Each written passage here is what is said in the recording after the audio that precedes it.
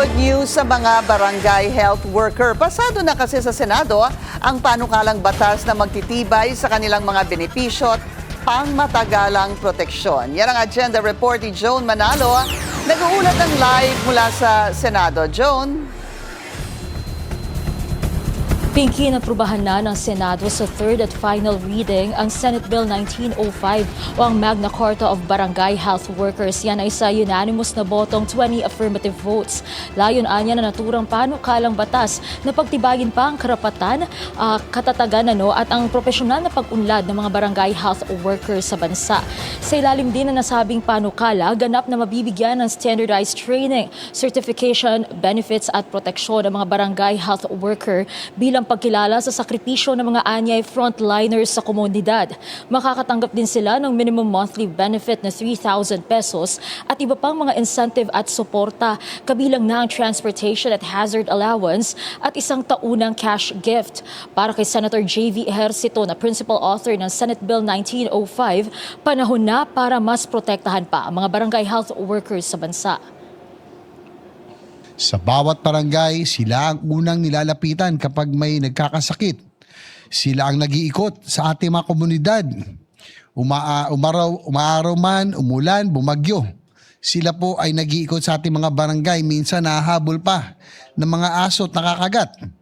Ngunit sila ay nagtsatsaga. Kinilala rin ni Ejercito ang ambag ng barangay health workers bilang first line of defense sa mga komunidad, lalo na noong COVID-19 pandemic. At dagdag pa ng senador, barangay health workers have given so much yet received so little. Dahilan para ipasa na ang naturang panukala. Kabilang din sa mga nagpahayag ng kanilang pagsuporta sa Senate Bill 1905 si Senator Raffy Tulfo na nagsabing hindi lamang nito sinusuportahan ng barangay health workers kundi mas pinapalawak din ang medical na access ng bawat barangay sa bansa. For several years, my office have received complaints that job security remains a problem among barangay health workers, especially because of local politics and changes in leadership. Health workers deserve stability, dignity, and protection.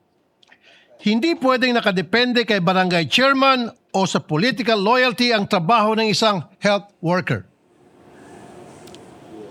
Para naman kay Senator Risa Ontiveros na sponsor at isa sa mga may akda ng Senate Bill 1905, hindi niya porke volunteer ang mga barangay health worker ay hindi nasusuklian ang kanilang sipag at sakripisyo para tutukan ang kalusugan ng mga kababayan. Alam din natin na hindi pare-pareho ang kakayahang pinansyal ng mga LGU. Kaya mahalaga ang BHW Deployment Subsidy para sa mga munisipalidad na kapos sa kita. Hindi pwedeng magpasa tayo ng mga benepisyo para sa mga BHW pero iiwan naman natin sa mga mahihirap na LGU ang buong problema kung saan kukunin ang pondo. Umaasa din anya si Ontiveros na agad ding tugunan ng Kamara ang counterpart bill nito. Bukod naman sa usapin ng healthcare, isa rin sa mga issue na nais tutukan ng Senado ngayon ay ang usapin ng taas sahod, kung saan nagkomento si Senator Joel Villanueva na chairperson ng Senate Committee on Labor sa inilabas na temporary restraining order na nagsuspinde sa dapat ay 85 pesos na wage hike sa Metro Manila. Nalulungkot din tayo dahil alam natin na kailangan ito ng ating mga manggagawa and a little confused because dun sa Article 126 ng Labor Code natin, hindi ito dapat nagkakaroon ng temporary restraining order. No? I am more than willing to be corrected kung mali ako dyan, but yun yung pagkakaintindi ko. Nirerespeto naman anya ng senador ang desisyon ng korte pero pinapanawagan pa rin anya nito ang agarang pagresolba sa TRO.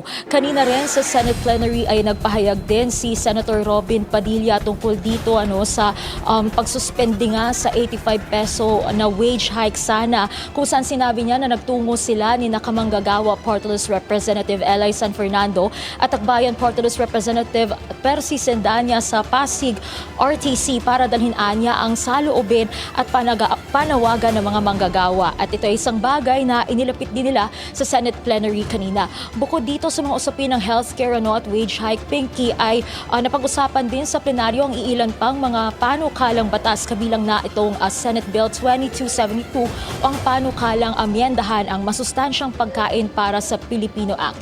At yan na muna ang pinakahuling balita mula sa Senado. Balik sa iyo, Pinky. Maraming salamat, Joan Manalo, nag-uulat ng live mula sa Senado. Mag-follow sa aming mga social media accounts at mag-subscribe sa aming YouTube channel para sa pinakahuli at eksklusibong mga balita.